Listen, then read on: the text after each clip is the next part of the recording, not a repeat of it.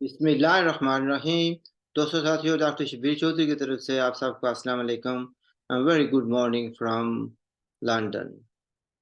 जनाब, चंद दिन की गैर हाज़िरी हो गई है, कुछ ज़ाती मसरूफ़ी थी।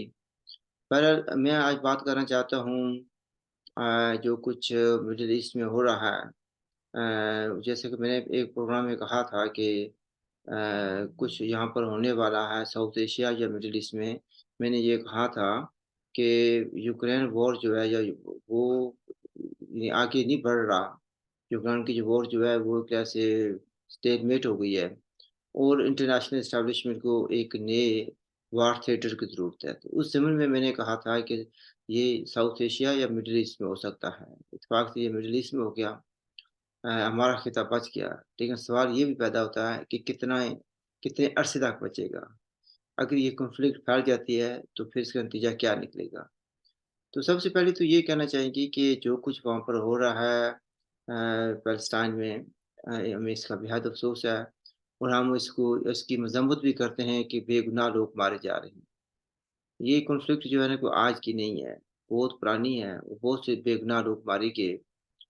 इज़राइल ने भी बेशुमार लोग मारे, मुसलमानों ने भी बहुत से मारे, बहुत से जो इसको इस बार जो शुरू हुई है बात और ये जो मिसाइल सिस्टम हमास ने यूज़ किया या जो भी टेक्निक यूज़ यूज़ की है, जो भी इसमें किरदार थे, जिन लोगों ने किरदार अदा किया, उसमें बेगुनाह लोग मारे गए। और जो अभी इज़राइल कर रहा है लोगों का ज़रा का पानी भी वहाँ पर नहीं है, बिजली भी नहीं है, तो कोई तिब्बी सहूलतें नहीं है, कोई मेडिकल सपोर्ट नहीं है, तो ये भी जुल्म की इंतहा है और मैं इसकी भी मज़म्मत करता हूँ। जो बेगुनाह दूसरे इज़राइली मारे गए हैं, उसकी भी मज़म्मत करता हूँ। यानी कहते हैं कि जैसे कि हमारे हदीस पाक भी है कि एक बेगुनाह को मारा, जैसे पूरी इंसानियत को मारा। तो और अगर एक इंसान को बचाया, तो गोया पूरी इंसानियत को बचाया। ये सिर्फ़ ये उस वक़्त नहीं होता कि जहाँ पर मुसलमान जो है मर रहे हों, ये हर जगह पर है। ये नहीं है कि मारने वाला कौन है, ये है कि बेगुनाह लोगों का मरना बंद होना चाहिए। अब खतरा ये है कि ये मज़ीद आगे बढ़ेगा, जिन लोगों ने मदद की है वो सब जानते हैं, कौन इसके पीछे है ये भी जानते हैं। जिस तरीके से अमेरिका आगे बढ़कर आ रहा है या दूसरे ममालिक आ रहे हैं, इससे भी शदीद खतरात हैं। लेकिन मुझे कभी-कभी ये ख़्याल आता है कि देखें, अगर देखा जाए तो कुछ ज़्यादा अरसा नहीं गुज़रा, सऊदी अरब ने यमन पर हमला किया था और ये यमन ने सऊदी अरब पर हमला नहीं किया था, सऊदी अरब ने, मैं दोबारा कहता हूँ, रिपीट करता हूँ, सऊदी अरब ने यमन पर हमला किया था। बेगुनाह लाखों लोग मारे गए और मुसलमान थे।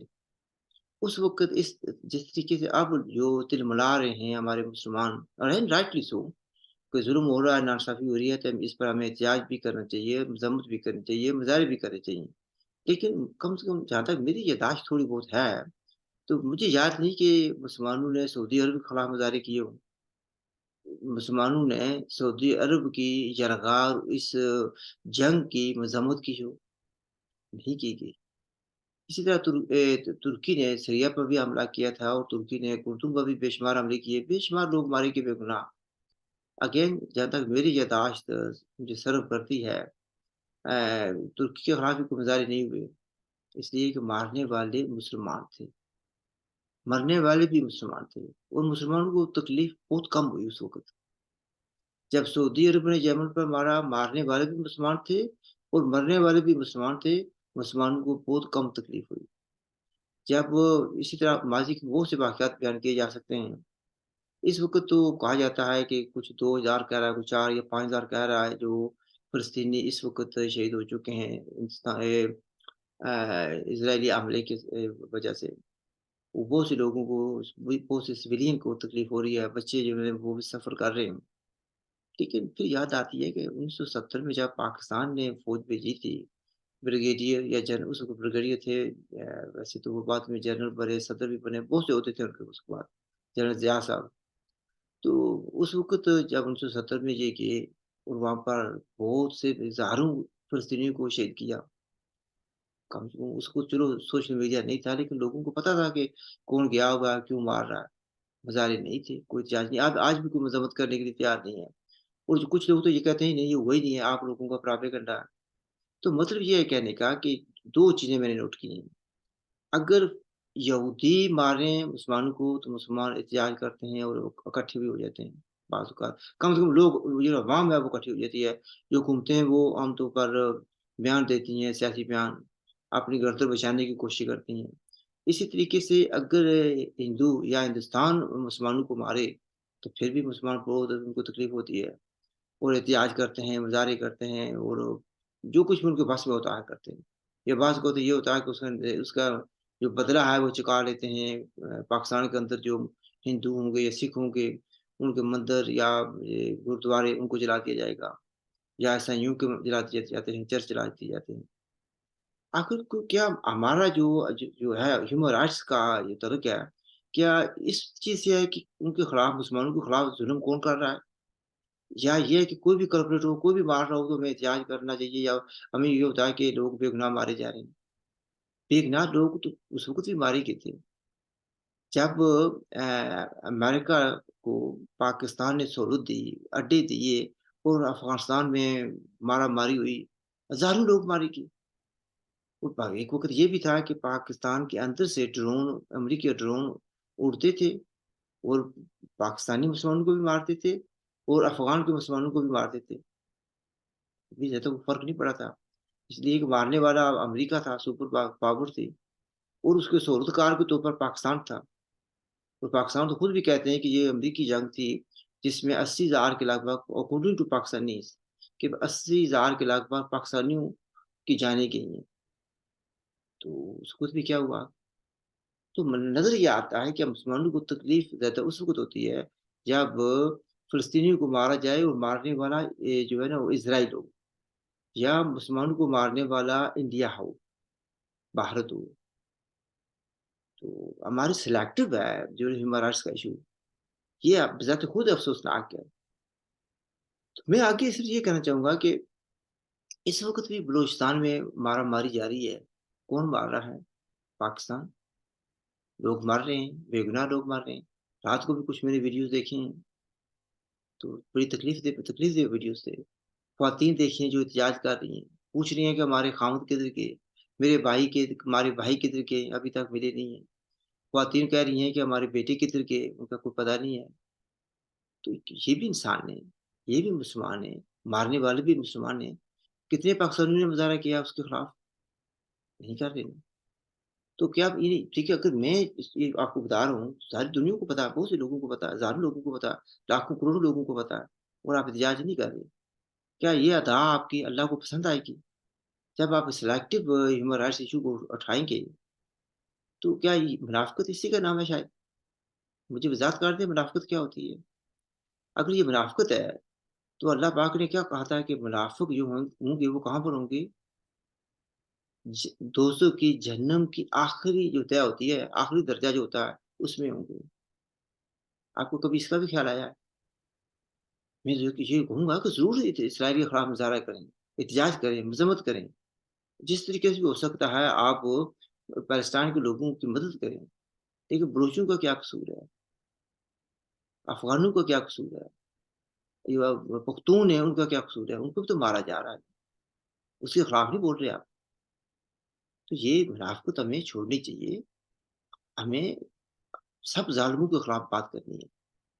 پھر جو میں آگے کہہ رہا تھا، اس نے بھی کہہ رہا تھا، میں نے اپنے دوست سے پوچھا تھا ایک بار پوچھا تھا کہ کیا یہ جنگ جو ہے اس وقت جو جاری ہے اس میں کافی کیجولٹیز ہو رہی ہیں. میں نے اعتراف کیا ہے دونوں طرف سے ہو رہی ہیں.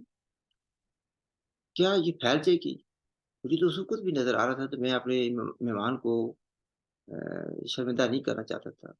اب بھی میں کہتا ہوں یہ جنگ پھیلے گی. ہو سکتا ہے کہ پاکستان کے سرحدوں تک پہنچ جائے. اگر ایران ملوث ہو جاتا ہے، نہ جانے کہاں کہاں کیا کیا ہوگا. اور یہ بھی ہے کچھ اور ملک بھی اس میں شامل ہو جائے. سارے انگریڈینٹس ہیں اس میں جس کی وجہ سے گڑبڑ ہو سکتی ہے، یہ جنگ پھیل سکتی ہے.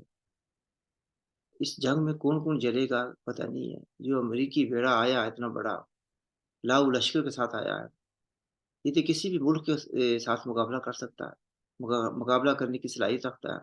لیٹسٹ جو ہے ان کی ٹیکنالوجی ہے آرمز کے سلسلے میں. बड़े बड़े मिसाइल सिस्टम हैं उनके पास। तो ये वैसे शो ऑफ करने के लिए तो नहीं आए ना, किसी को डराने के लिए नहीं आए। नजर आता है कि ये मारने के लिए आए हैं। और अगर इसराइलियों के आप बयान देखें बार बार, वो कहते हैं कि ये हमारा हमला जो होगा बड़ा सख्त होगा, जानलेवा होगा। और कहते हैं कि ये काफी लंबी जंग होगी। जब जंग लंबी हो जाती है तो बहुत से लोगों को, दूसरे लोगों को भी शामिल कर लेती है। उसका नतीजा क्या निकलेगा?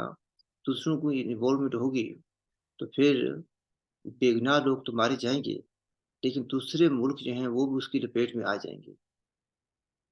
अल्लाह पाक रहम करे।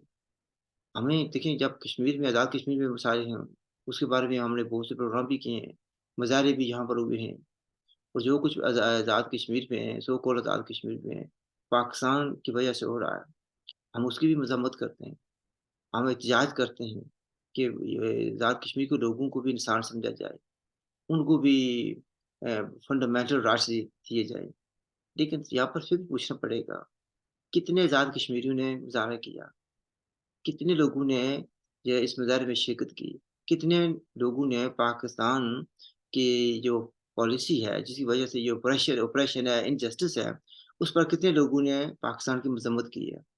या पाकिस्तान को ये कहा है कि आप लोगों को हकूक़ दें? खुद कह रहे हैं, पूछ लेना अपने आप से, शर्मिंदगी की बात है या नहीं है? अगर इस तरीके से मुनाफ़िक़त जारी रहेगी, अल्लाह को देखिए, मुझसे छुपा सकते हैं और दूसरे लोगों से छुपा सकते हैं। अल्लाह की ज़ात जो है बाबरकत ज़ात, वो तो देख रही है। और अल्लाह का इंसाफ बड़ा सख्त होता है। सच्चा इंसाफ होता है, किसी के साथ ज़्यादती नहीं होती, लेकिन वो इंसाफ बड़ा तकलीफ़देह होता है। इससे कि पहले कि हालात बिगड़ जाएँ, आप भी सच बोलना शुरू कर दें और दुआ करें कि ये जो कॉन्फ्लिक्ट है इन मिडल ईस्ट, ये आगे ना फैले। ये भी दुआ करें कि साउथ एशिया जो है ना, ये न्यू वॉर थिएटर ना बन जाए। ये भी दुआ करें कि ईरान को सलाह देने के लिए कुछ हुकूमतें या कुछ ममालिक इधर आगे ना आएँ, क्योंकि ये जंग फैल जाएगी। वहाँ पर चाइना की भी इंटरेस्ट है, रशिया के भी इंटरेस्ट हैं, मिडल ईस्ट में भी चाइना और रशिया के इंटरेस्ट हैं, पाकिस्तान के भी इंटरेस्ट हैं, तुर्की के इंटरेस्ट तो है ही हैं। तो अगर जंग फैलेगी तो तबाही और बर्बादी में इज़ाफ़ा होगा। आई होप कि कॉमन सेंस प्रिवेल्स। तो वैसे ये भी है कि सीज़फायर की हम बात करते हैं, इसको तो सीज़फायर होना भी चाहिए, कैदियों को छोड़ना चाहिए, बेगुनाह लोगों को नहीं मारना चाहिए।